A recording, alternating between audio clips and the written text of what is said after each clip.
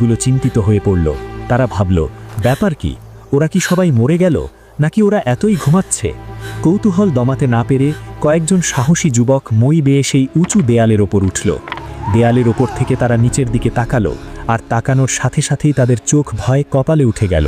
তাদের হাত পা কাঁপতে লাগল। তারা নিচে যা দেখল তা দেখার জন্য পৃথিবীর কোনো মানুষ প্রস্তুত ছিল না। দেয়ালের ওপর থেকে সেই যুবকরা দেখল নিচের শহরটি যেন একটি মৃত্যুপুরী নয়, বরং একটি অদ্ভুত চিড়িয়াখানায় পরিণত হয়েছে।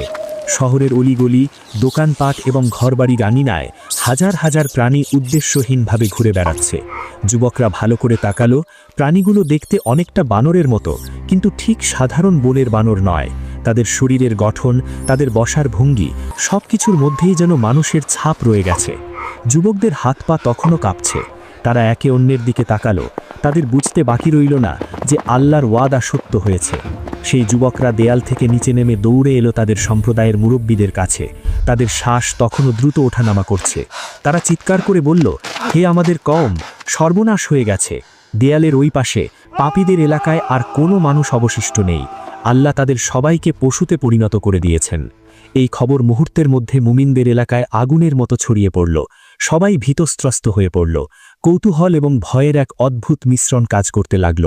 মুরব্বীরা সিদ্ধান্ত নিলেন, চলো আমরা নিজের